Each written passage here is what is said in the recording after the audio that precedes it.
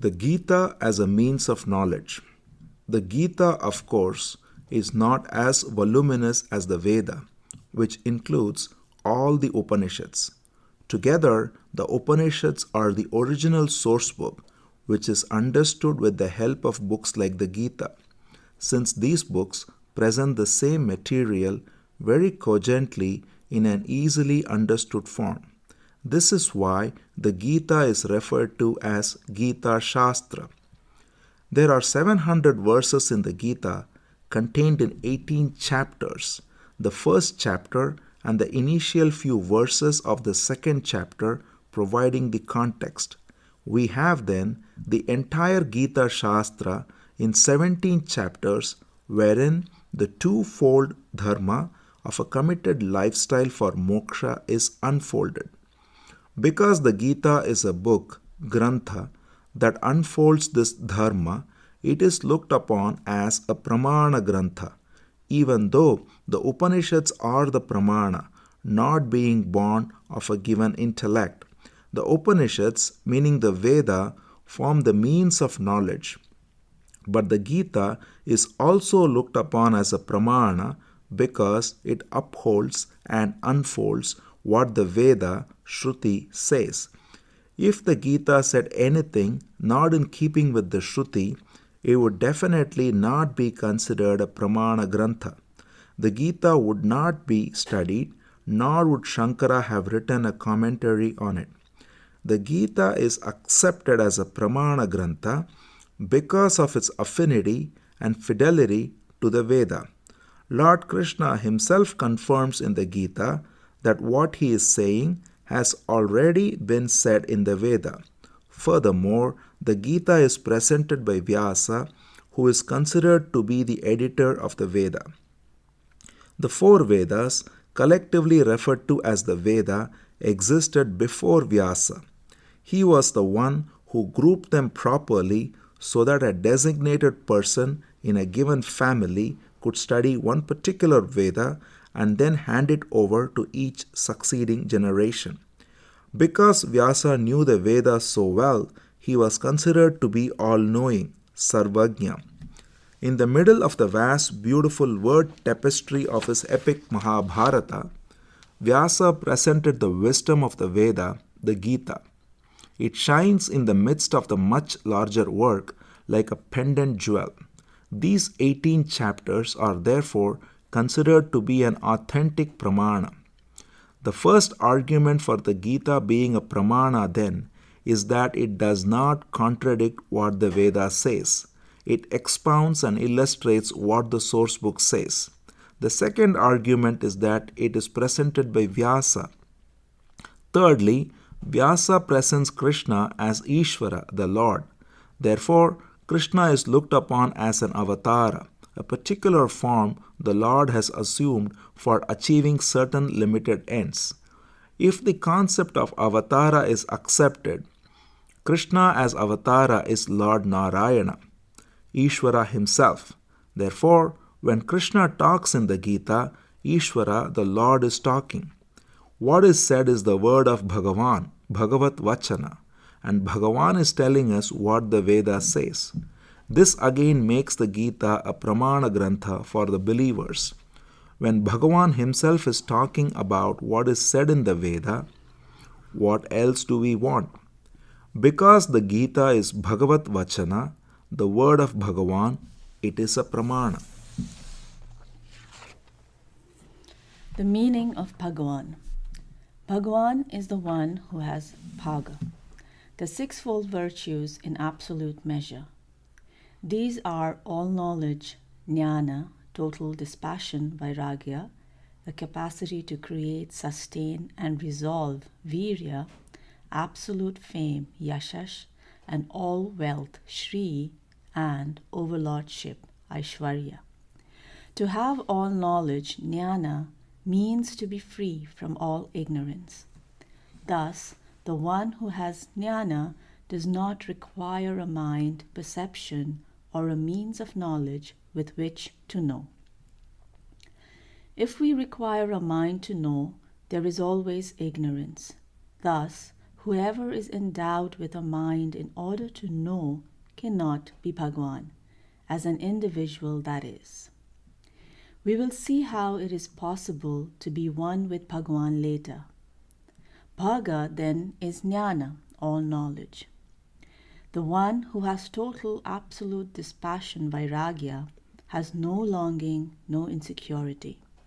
He or she is full.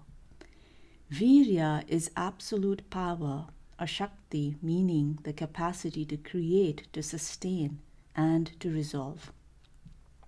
The one who has this absolute power is called the Almighty. Absolute fame, yashash, means all fame, including your own or anyone else's. One who is endowed with the ability to sing, for example, may gain some fame, a ray of glory, but that fame belongs to the Lord, the one who has all fame. The Lord also has all wealth, all resources, Shri. Any wealth you may have really belongs to Bhagavan, the Lord, and you are only a trustee of whatever resources you happen to have. Finally, the one who is not caused, who is not ruled by anyone, who does not subject himself or herself to the laws of someone else, has what is called Aishwarya. We as individuals have to go by the laws. We cannot go against them. Even an engineer who is responsible for planning, commissioning, and running thermal plant cannot touch a live wire without consequence. In other words, the engineer cannot behave as he or she likes merely because he or she is the author of the electricity. It was because of the laws alone that the engineer was able to generate electricity in the first place. The one who does not subject himself to another's law or laws is the Lord. If the Lord is ruled by someone else, then that someone else becomes a Lord, and it is this Lord that we are talking about. These 6 absolute virtues then constitute Bhaga, and the one who has Bhaga is Bhagavan. Bhagavad Gita, the Lord's Song. There are a variety of Gitas, the Anu Gita, Uttara Gita, Rama Gita, Uddhava Gita, etc.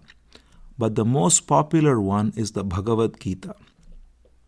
The title Bhagavad Gita means the song, Gita, of the Lord, Bhagavan.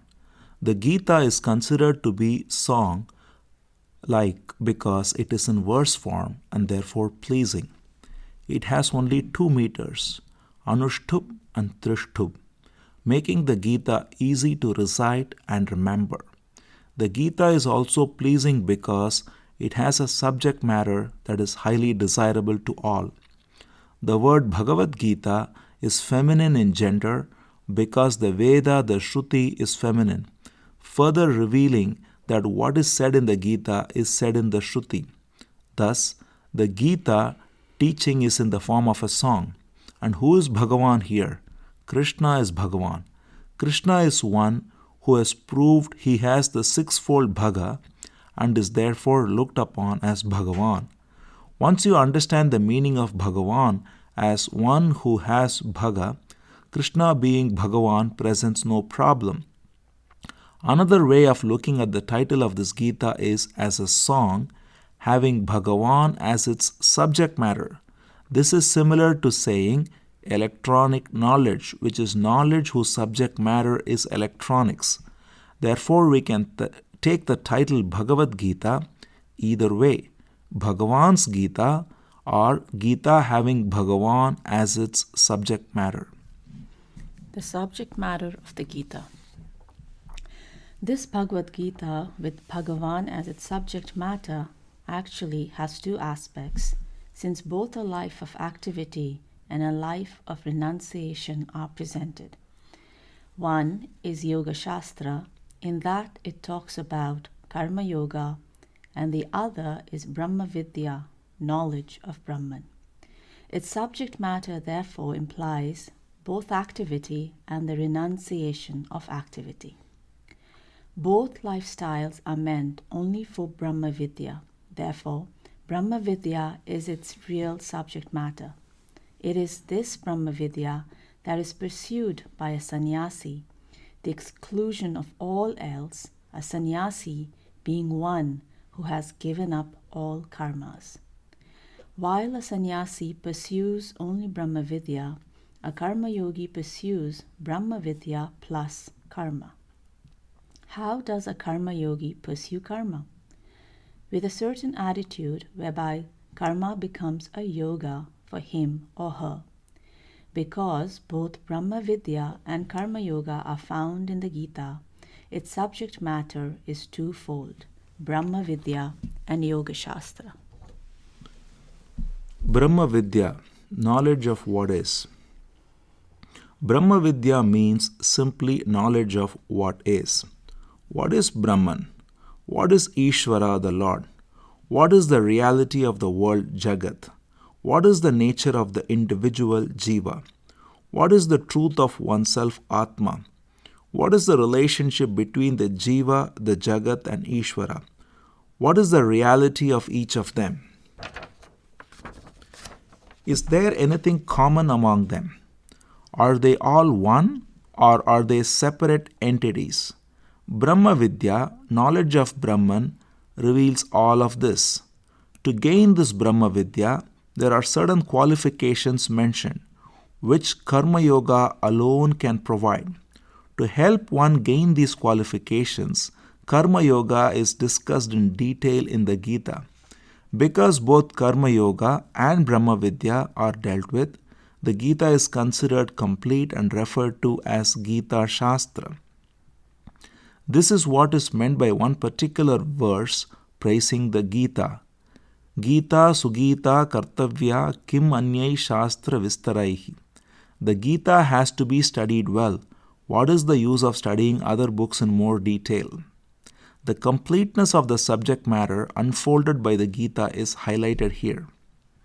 People always say that whenever they are in trouble, they go to the Gita and their problem is solved. Maybe they do find answers in the Gita because one can read into it whatever one wants. Be that as it may, the Gita has something of its own to give. Do you want what it has to give? That is the question. Understanding the Gita.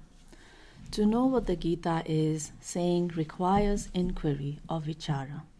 In the introduction to his commentary, Shankara said, "The sense of the Gita Shastra, which is in the form of the essence of the meanings of all the words of the Veda, is difficult to grasp. Many have tried to extract its meaning, its significance, and totality as a coherent treatise. People in general, however, have perceived it as a mass of self-contradictory ideas. Noting this confusion, I shall set forth its contents briefly, explaining the text with due discrimination. The essence of any knowledge is sometimes expressed too cryptically to be understood. Because the Gita is the essence, one naturally has to know the entire Shastra to fully appreciate what the Gita is saying. Even though Arjuna had a certain background, it was not easy for him to understand. He had to ask questions. If it was not easy for Arjuna, it is definitely not going to be easy for someone in our own time who does not have the same background, being so far removed from both Arjuna and the Vedas. For such a person, the Gita will be as difficult to understand as any other Upanishad. The knowledge of oneself is in the form of words, but since the subject matter is something very unique, the knowledge is not easily accessible through words. At the same time, words are employed to reveal the self immediately. Therefore, one requires not only the teaching, Vedanta as a pramana, but also a teacher, a guru. The need for a teacher. There are two letters in the word guru. Gu meaning darkness or ignorance, and Ru meaning the one who removes it. Thus, a guru is one who removes the darkness of ignorance by teaching the Shastra. The teaching is the Shastra, and the teacher is also the Shastra. As a teacher, then, I do not use the Shastra. Rather, what I teach is Shastra. What does this mean? The teaching itself comes to life when it is handled in a certain way. Otherwise, all you have are so many dead words. Even though the teaching is a pramana, there is a methodology employed for unfolding the words. A teacher, a guru, is one who is able to unfold the meaning of these words. The words are already there, and their meanings are also already there. They need only be unfolded for your comprehension, just as an artist unfolds a beautiful landscape. Who is the first guru? The problem then becomes, who is the first guru? I answer that question by asking, who is the first father? When you tell me who the first father is, I will give you the first guru. Either way, it is the same. Thus, if you say the Creator is a father, he also must have a father, which means that he cannot be the Creator. Therefore, there is no father for the one whom you call the Lord. Someone claimed that the first father was a monkey, which is an inferential conclusion. You will find, however, that this monkey also had a father, who had a father, who had a father, until finally you give up. Because you are into infinite regression, you had better give up. Or you may decide that the first father was one who was not a son. He was only a father, one we call the Lord, about whom there is a lot of discussion.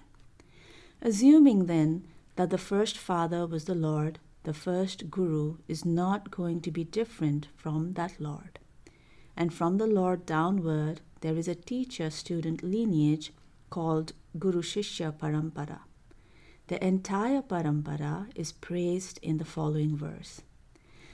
Sadashiva Samarambham Shankaracharya Madhyamam Asmad Acharya Paryantam Vande Guru Paramparam. I salute the lineage of teachers beginning with Shiva, the Lord, linked by Shankaracharya in the middle, and extending down to my own teacher. Thus, when you salute the teacher, your salutation goes to the Lord in whom the lineage has its beginning. To point out one of the links, Shankaracharya is mentioned as being in the middle, meaning somewhere in the flow between the Lord and one's present teacher. The word middle having been used, there must also be an end. In the beginning is Lord Shiva, meaning the Lord, one who is all fullness, all knowledge, and the middle is Shankara. Then who is at the end? My teacher, Ashmad Acharya. Because I am here today, I know there has been no break in the flow between myself and the first father. Similarly, since this knowledge is coming to me right now, I know it has been kept alive by one teacher giving it to another teacher, and thus there has been no break between my teacher and the Lord. This Guru Parampara I salute. How to choose a guru? To choose a guru can also be a problem. Do you find the teacher with the longest or the whitest beard? So much is said by so many, everyone claiming to know the truth. Given all this confusion, I would say that the best teacher, first and foremost, is one who looks at the whole human problem as an error. If someone says you have a problem, that person is going to manipulate you. If, however, this person says that the problem is an error, then he or she is objective. And if the problem is real, no one will be able to resolve it. Can you resolve a real problem?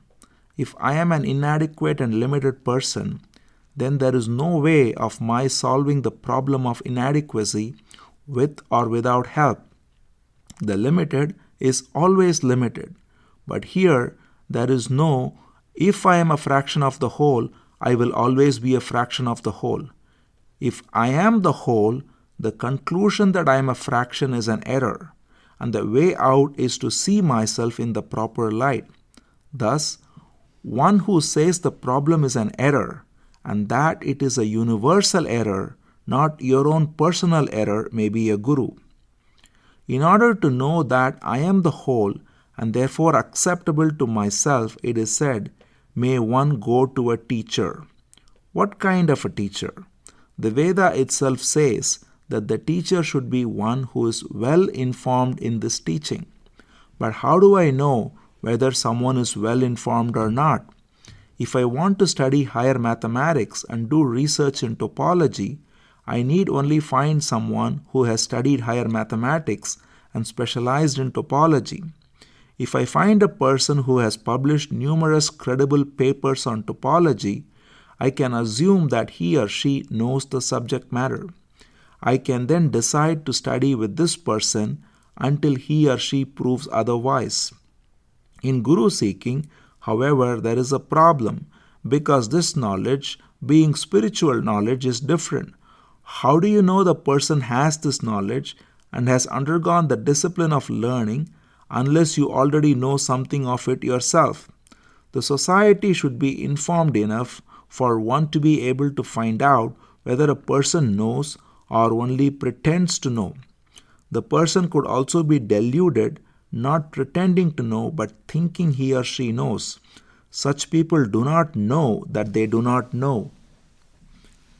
Previously in Indian society, this was not a problem because everyone is supposed to become a sannyasi eventually. One did not start another life after retirement, but nowadays people plan their retirements early.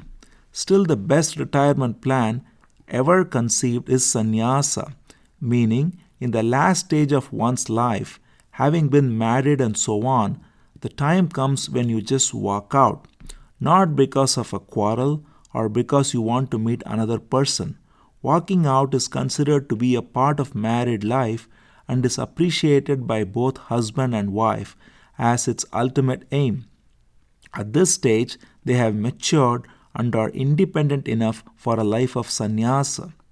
This kind of retirement plan requires no social security, only the maturity to walk out as a renunciate.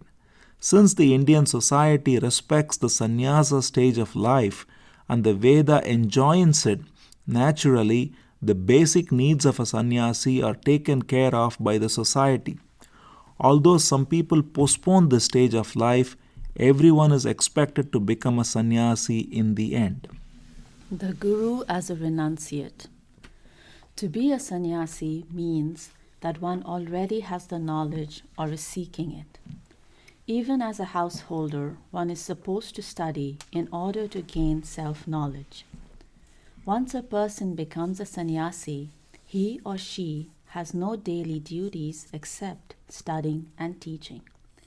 Thus, in every village you will find a few sannyasis coming and going or permanently lodged there so that the society knows who knows what, just as we know who is a professor of mathematics and who is not.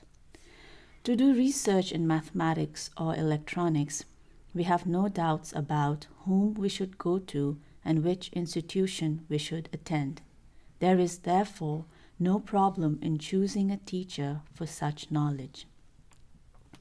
If you know exactly what you are seeking and whether or not the person is recognized as having the knowledge, to that extent you can know whether the person knows or not. However, if people do not know these things, then they are totally gullible in spite of their expertise in other fields.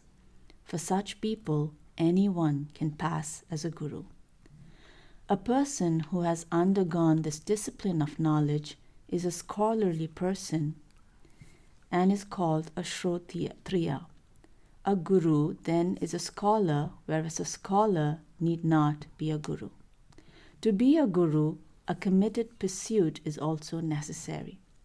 One who is committed to this knowledge is called a Brahmanishta.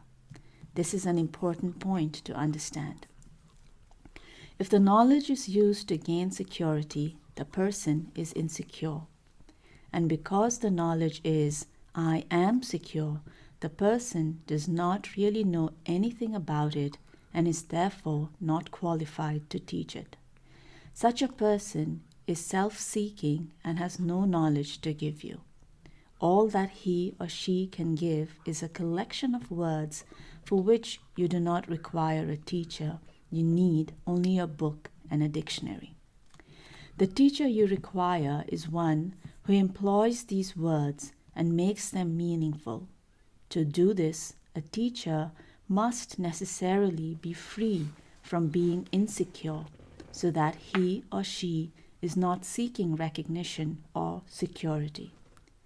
The proof of a teacher's knowledge is in the teaching methodology, in the person's communicative ability, and the content of what he or she communicates. Thus, you go to a teacher who is well informed in this teaching and one who is committed to it, one who has no other pursuits. And how should you go to a teacher? With an attitude that indicates you are ready to serve the teacher, meaning you are ready to do what is to be done in order to gain this knowledge because of your love for it. Nothing is too much, and no distance is too far, nor is there any question of the person exploiting you if he or she is a guru. A guru exploits no one, thus, whatever you can do, you will do. That is your attitude. Only then can the teaching begin. The Gita as a dialogue. The entire Gita is a dialogue. In fact, all the teaching is in the form of a dialogue, even though the methodology of the teaching does not necessitate the presentation of characters and the dialogues between them. After all, we are not interested in knowing the names of the teacher or the taught. We are only interested in the teaching itself. But then, the characters involved in the dialogue are presented in the form of a story, an akhyayika, in order to tell us something about ourselves. We find the same approach in the Upanishads in that many names of people are cited. If Tat Tvam Asi, that thou art, is the message, why not just talk about that message? Why are all these stories brought in? Only to reveal the method of teaching, the sampradaya, how we have to learn and what type of knowledge it is. There are different types of dialogues. One is a discussion involving two or more people who are interested in finding out the facts about a certain subject matter. They are all exploring. In this type of discussion, there is no teacher-student relationship. Each person is equally placed, even though one person may know a little more than the others about the subject matter. They are all interested in understanding. This kind of discussion among equals, any collective study among students, for example, is called vada and is naturally healthy. There are also two unhealthy types of dialogue that we should be aware of. One is the dialogue that takes place between two people who are already committed to different beliefs. Such a discussion, called jalpa, is governed purely by each person's wit. Any discussion between two fanatics fall into this category.